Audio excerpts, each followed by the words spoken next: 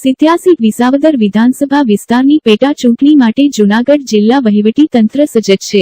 જૂનાગઢ જિલ્લા ચૂંટણી અધિકારી અને કલેક્ટર શ્રી 87 વિસાવદર વિધાનસભા મતવિસ્તારની પેટા ચૂંટણીમાં કુલ 2,61,092 મતદારો મતાધિકારનો ઉપયોગ કરશે। તા 19 જૂનના રોજ મતદાન અને તા 0.23 જૂનના મતગણતરી યોજાશે।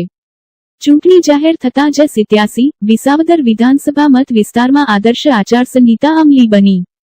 વરસાદની પરિસ્થિતિને ધ્યાને રાખી ઈવીએમ સહિત અન્ય મટીરીયલની સુરક્ષા માટે વિશેષ વ્યવસ્થા કરવામાં આવશે। જૂનાગઢ જિલ્લા ચૂંટણી અધિકારી અને કલેક્ટરશ્રીના અધ્યક્ષ સ્થાને પત્રકાર પરિષદ યોજાઈ। જૂનાગઢ તા 26 ચૂંટણી પંચ દ્વારા 87 વિસાવદર વિધાનસભા મતવિસ્તારની પેટા ચૂંટણી જાહેર થતાં જ વિસાવદર વિધાનસભા મત વિસ્તારમાં આદર્શ આચાર સંહિતા અમલી બની છે। વિસાવદર વિધાનસભાની પેટા ચૂંટણી સંદર્ભે જૂનાગઢ જિલ્લા ચૂંટણી અધિકારી અને કલેક્ટર શ્રી અનિલકુમાર રાણા વસિયાના અધ્યક્ષ સ્થાને પત્રકાર પરિષદ યોજાઈ હતી। ચૂંટણી પંચની માર્ગદર્શિકા અનુસાર આદર્શ આચાર સંહિતાની અમલવારી સાથે જિલ્લા ચૂંટણી તંત્ર દ્વારા શરૂ કરાયેલી કામગીરી અને તૈયારીઓની માહિતી આપતા જિલ્લા ચૂંટણી અધિકારી શ્રી અનિલકુમાર રાણાવસિયાએ જણાવ્યું હતું કે 87 વિસાવદર વિધાનસભા મત વિસ્તાર બેઠક પરની પેટા ચૂંટણીનો કાર્યક્રમ ચૂંટણી પંચ દ્વારા જાહેર કરવામાં આવ્યો છે, જે મુજબ આગામી તારીખ 19 જૂનના રોજ મતદાન અને તારીખ 23 જૂનના રોજ મતગણતરી થનાર છે। જૂનાગઢ જિલ્લાની 87 વિસાવદર વિધાનસભા મતવિસ્તારમાં આખરી મતદાર યાદી પ્રમાણે 1,35,609 પુરુષ, 1,25,479 મહિલા અને ત્રીજી જાતિના 04 મળી કુલ 2,61,092 મતદારો નોંધાયા છે। 87 વિસાવદર વિધાનસભા મત વિસ્તારના કુલ 294 બૂથ લેવલ ઓફિસર દ્વારા તમામ મતદારોના ઘરે ઘરે જઈને મુલાકાત લઈ ચકાસણીની કામગીરી પૂર્ણ કરવામાં આવી છે તથા તમામ મતદારોના ફોટાવાળી મતદાર યાદી તૈયાર કરવામાં આવેલ છે। સાથે જ આંતર જિલ્લા ચેકપોસ્ટ કાર્યરત કરવામાં આવી છે। આ તકે નાયબ જિલ્લા ચૂંટણી અધિકારી શ્રી ડી જે જાડેજા, નાયબ માહિતી નિયામક શ્રી એસ જે બળેવિયા તેમજ પ્રિન્ટ અને ઇલેક્ટ્રોનિક મીડિયાના પત્રકાર મિત્રો ઉપસ્થિત રહ્યા હતા। આપ સર્વે જાણો છો એમ 87 વિસાવદર વિધાનસભાની પેટા ચૂંટણીની ગઈકાલે ઇલેક્શન કમિશન ઓફ ઇન્ડિયા દ્વારા એક પ્રેસ નોટ મારફતે જાહેરાત કરવામાં આવી હતી અને આ અનુસંધાને આજે એટલે કે 26/5 ચૂંટણીનું નોટિફિકેશન બહાર પાડવામાં આવ્યું છે। આ વિધાનસભાની જે સીટ છે એ અગાઉ જે ધારાસભ્યશ્રી છે એમને રાજીનામું આપેલું હતું, એથી ખાલી પડી હતી અને આથી આ જે સીટ છે ભરવાની કાર્યવાહી ઈસીઆઈની સૂચના પ્રમાણે શરૂ કરવામાં આવી છે। સમગ્ર ચૂંટણીનું આપણે શેડ્યુલ જોઈએ તો ઉમેદવારી પત્ર ભરવાની છેલ્લી તારીખ છે એ 2/6/2025 છે।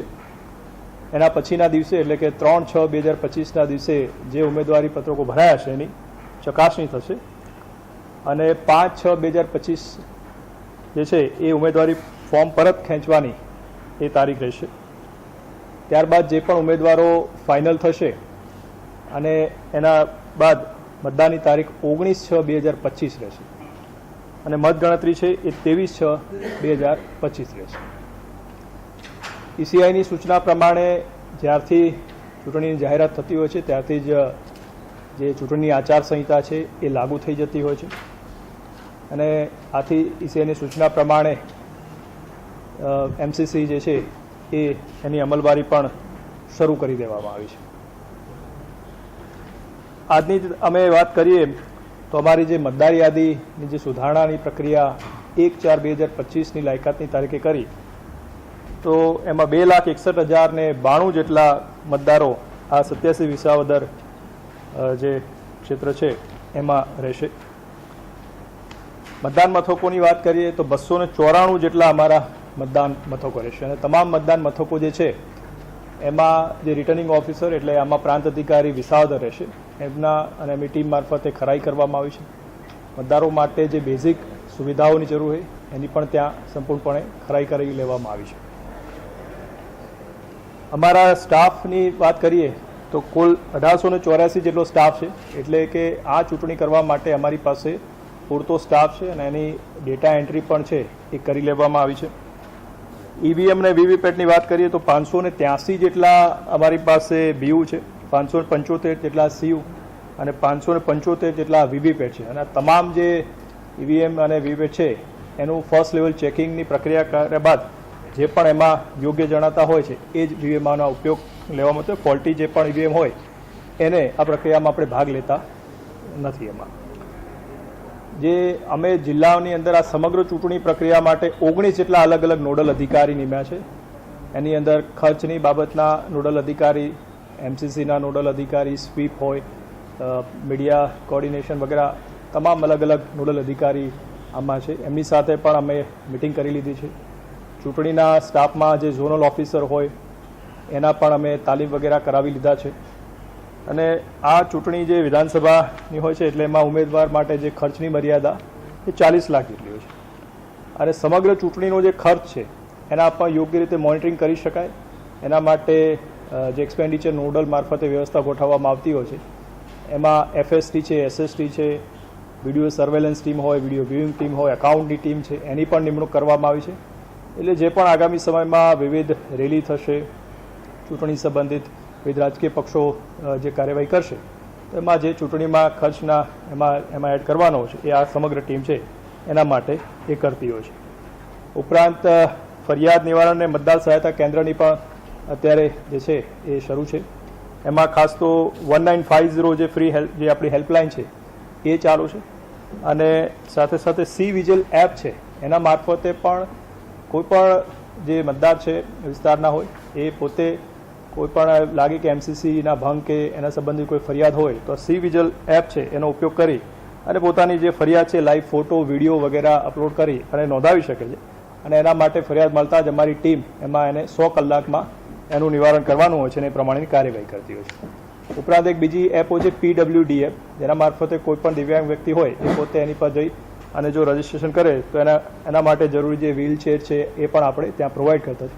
અને આ ઉપરાંત પણ અમે જે અમારા અધિકારી મારફતે અલગ અલગ જગ્યાએ વ્હીલચેરની પણ વ્યવસ્થા ગોઠવી છે અને અમે વોલેન્ટિયર વગેરેની પણ મદદ લઈશું કે જેથી કોઈ પણ દિવ્યાંગ વ્યક્તિ આવે તો એને મતદાન કરવામાં કોઈ પણ પ્રકારની તકલીફ ન પડે. અને આપ જાણો છો હોમ વોટિંગની પણ જે સુવિધા હોય છે એટલે એમાં જે મતદારો છે એના ત્યાં જઈને અમારી ટીમ સંપૂર્ણ ગોપનીયતા જળવાય એ રીતે કરી અને આખું જે છે એ વોટિંગ એમાં કરાવશે. એટલે આ રીતે જોઈએ તો સમગ્ર જે ટીમ છે અમારા એસપી સાહેબ પણ લો એન્ડ ઓર્ડરની સ્થિતિથી આપને વાકેફ કરશે. એક સંકલનની રીતે સંપૂર્ણ રીતે અમે જે વહીવટીતંત્ર છે સજ્જ છે. અને હું મતદારોને આપના મારફતે ખાસ અપીલ કરવા માગું છું કે આગામી જ્યારે 19 તારીખે આ મતદાનનો દિવસ હોય ત્યારે આપ બહોળી સંખ્યામાં પધારી અને પોતાના મતાધિકારનો ઉપયોગ કરો અને લોકતંત્રને મજબૂત કરવા આપ સર્વને મારી વિનંતી છે. ધન્યવાદ.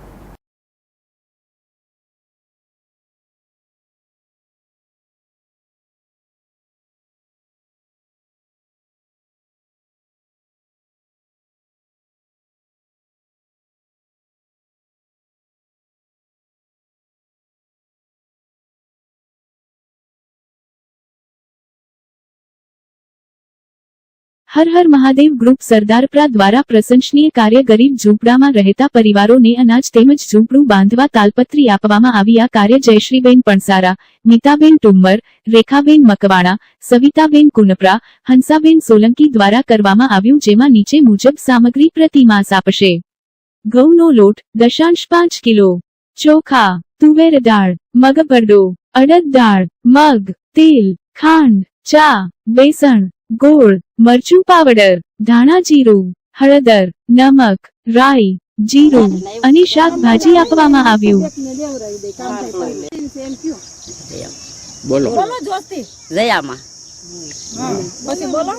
અને હવે અહીંયા ઝૂંપડું વાળીને રહી છે. પાણી પડે છે, તાલપત્રી દઈ ગયા અમને. કરિયાણું ખાવાનું દઈ ગયા. હા, કરિયાણું દઈ ગયા, ખાવાનું દઈ ગયા. હર હર મહાદેવ, હર હર મહાદેવ, હર હર મહાદેવ ગ્રુપ મહિલા મંડળ સહાય કરી. અમારે રહેવાનો આશરો છે નહીં, અહીંયા કઈ રહેવાનો આશરો નથી. આમ મગજ તાવ આવ્યો બહુ. અમારે આ તાલપત્રી દઈ ગયા અમને રાખવા હાટું. આ સેવાભાવી સંસ્થા બહુ સારું કામ કરે છે. બહુ સારું. બોલો તમે બોલો. હા, સહાય કરી અમને દીધું. બધું સડી જાય.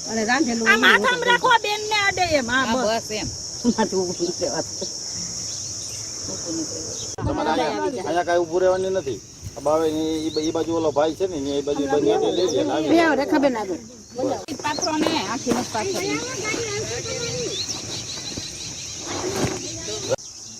લલિતભાઈ ઠુમર, અમારી સંસ્થા હર હર મહાદેવ ગ્રુપ મહિલા મંડળ આખું, એમાં અમે આ રીતની રોજનું ₹1 દાનથી સેવાભાવી સંસ્થા શરૂ કરેલ છે. કોઈ અમારા આખા ગ્રુપના રોજનો ₹1 દાન કરે છે અને બીજા કોઈને પણ જે 100, 200, 300, 500 જે મહિને દાન કરવું હોય એ સહયોગી થઈ શકે છે.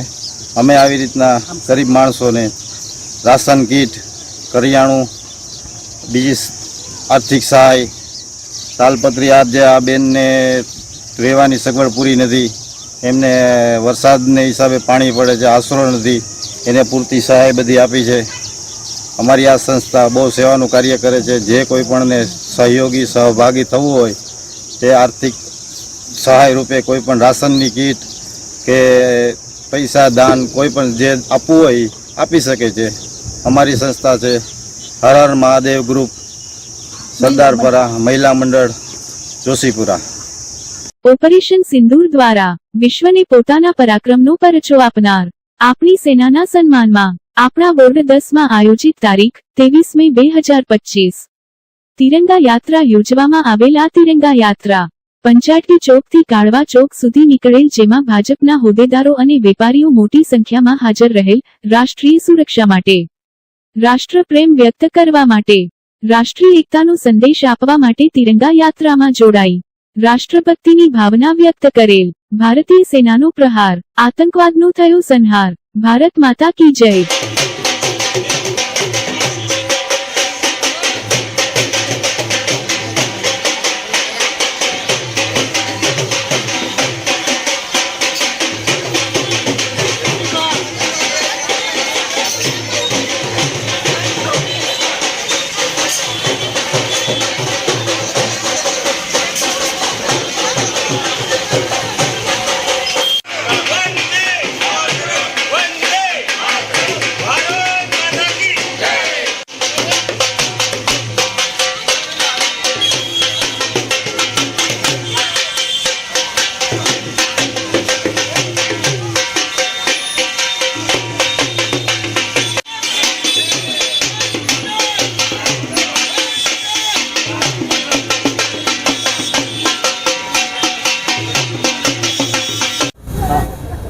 પહેલગામમાં જે આતંકવાદી હુમલો થયો અને એમાં આપણા હિન્દુ ભાઈઓને 28 ભાઈઓને કતલેઆમ કરવામાં આવી, જેના જવાબમાં આપણા સૈન્યએ અને મોદી સાહેબ દ્વારા જે આયોજન કરવામાં આવેલું અને પાકિસ્તાનના આતંકવાદીઓને જડબાતોડ જવાબ આપવામાં આવેલો, એ સૈનિકોના શૌર્ય માટે અને આ સૈનિકોને સલામ માટે આજે આ વોર્ડની 10 નંબરના વોર્ડની અંદર કાર્યક્રમ રાખવામાં આવેલો હતો.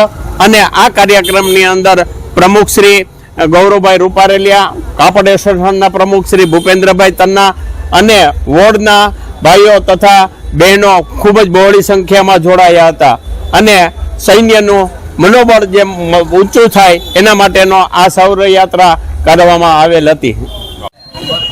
દેશની સેનાનું ગૌરવ વધારવા માટે, દેશની સેનાનું માન સન્માન વધારવા માટે જે પહેલગામમાં હુમલો કર્યો તો પાકિસ્તાન દ્વારા, એનો જવાબ સિંદૂર આપણા જે મિટાડ્યા હતા એનો જવાબ ભારતીય સેનાએ જે તાકાતથી આપ્યો, જે હિંમતથી આપ્યો, એમની સેનાનું શૌર્ય વધારવા માટે ભારતીય જનતા પાર્ટી જુનાગઢ મહાનગર દ્વારા જુનાગઢના તમામ મંડળોમાં આજે જ્યારે તિરંગા યાત્રા અને સિંદૂર યાત્રાનું આયોજન કરવામાં આવ્યું છે, ત્યારે જન સુધી આ વાત પહોંચે અને જન સુધી આ વાત લઈ જવાય અને સેનાનું શૌર્ય વધે એના માટે આજે આ કાર્યક્રમ કરવામાં આવેલો હતો. આ કાર્યક્રમમાં વોર્ડ નંબર 10ના આગેવાનો, ટીમ, સ્ટેન્ડિંગ ચેરમેન શ્રી, શાસક પક્ષના નેતાશ્રી, તમામ નગરસેવક શ્રી તેમજ ખાસ કરીને આ વિસ્તારના માંગનાથના અને આ વિસ્તારના તમામ વેપારી મંડળો, તમામ યુવક યુવતીઓ સાથે રહીને આ ખાસ કાર્યક્રમમાં ઉપસ્થિત રહ્યા છે. સર્વેનો આભાર. જય હિન્દ, ભારત માતા કી જય.